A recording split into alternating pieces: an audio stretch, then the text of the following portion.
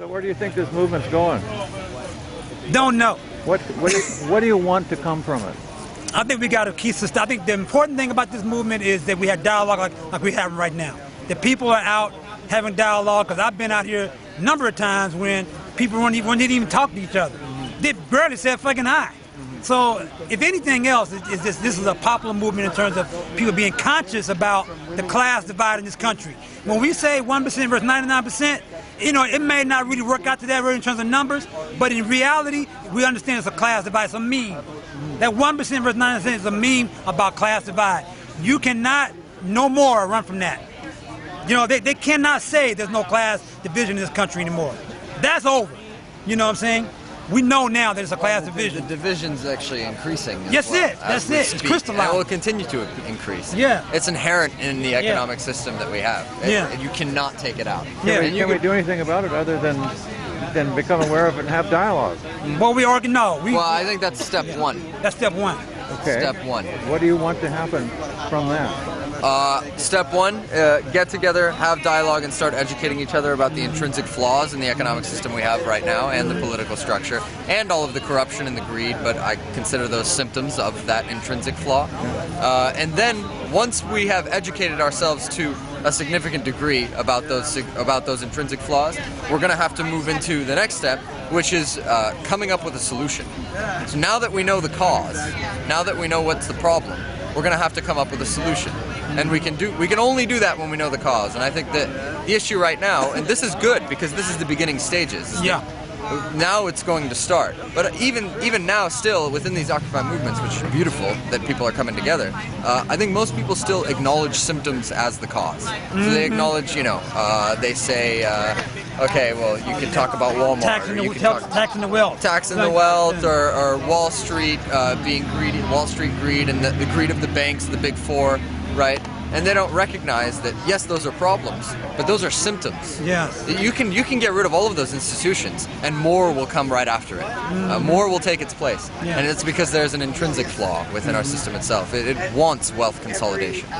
And it's not just capitalism, it's our monetary market system itself is, I think, intrinsically flawed. And hopefully we'll come to those conclusions. Well, you saw that, though, playing out even today. If you went out, you were out at the bank. People begin to start stepping up and saying what they think the solution is. Yeah. So out of that, this is what's going to, if this movement can sustain, what will emerge is, or hopefully was movements to say this is a solution, and the people have to agree with that. That's the reason why I say we have to debate these issues.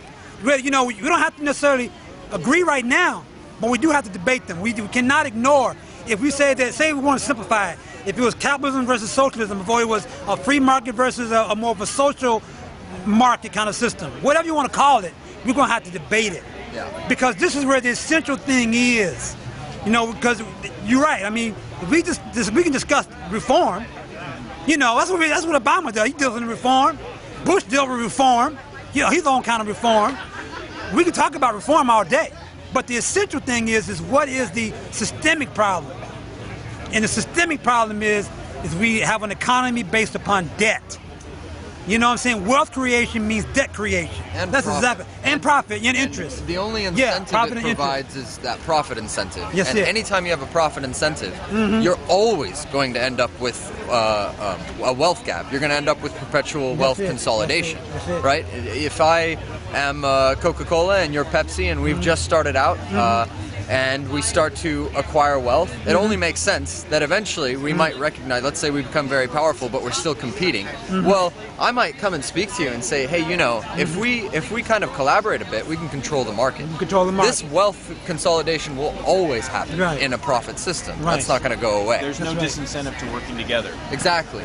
There's no incentive. Altruism, there's no incentive for it. I mean, there's no disincentive for screwing people. Yeah, well, you have an incentive for screwing people. Yeah, I mean, and there's for me to go, stealing is incredibly beneficial to me as long as I don't get caught.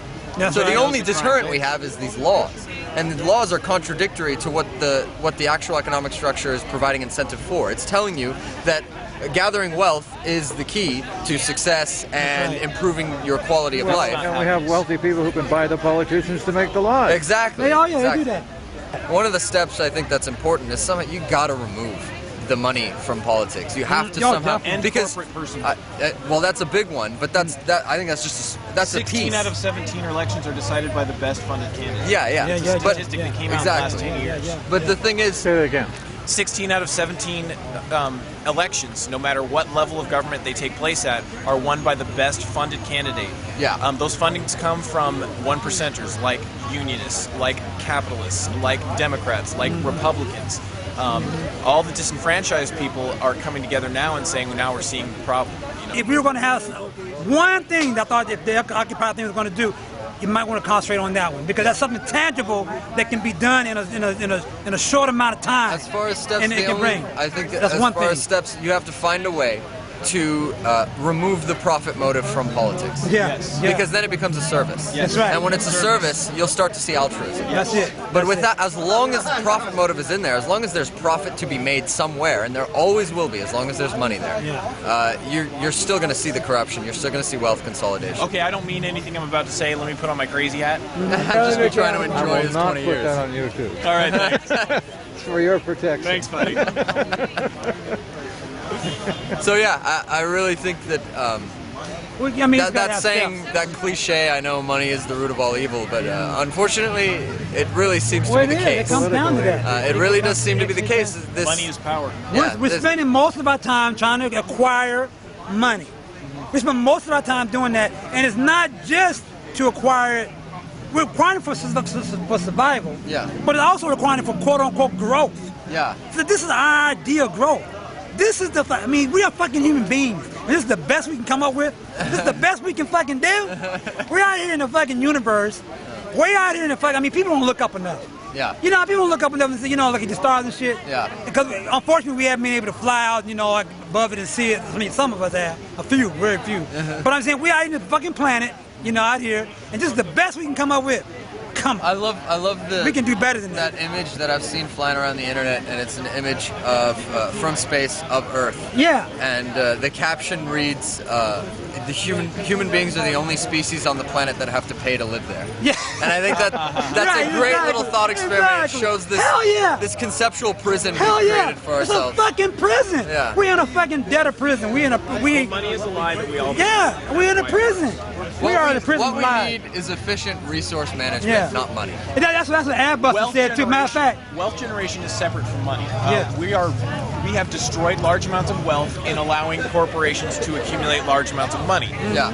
The amount of wealth they destroyed is very large compared to the amount of money that they received. So they got this much money, destroyed this much wealth doing it. When that money comes back down, it's going to be worth less. Well, much less. Yeah, but the concept that money itself is so distorted now. It's so disconnected from the natural environment. Seriously. Tied into so many things. Yeah, and we even call our economic system, we call it economics. We teach economics in school.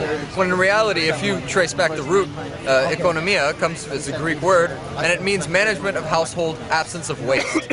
And our current system is the opposite of that. Unmanagement of household. It's maximum Excessive waste, waste. excessive waste. It's not management at all. It's not economic. There's nothing economic about our economic system. no.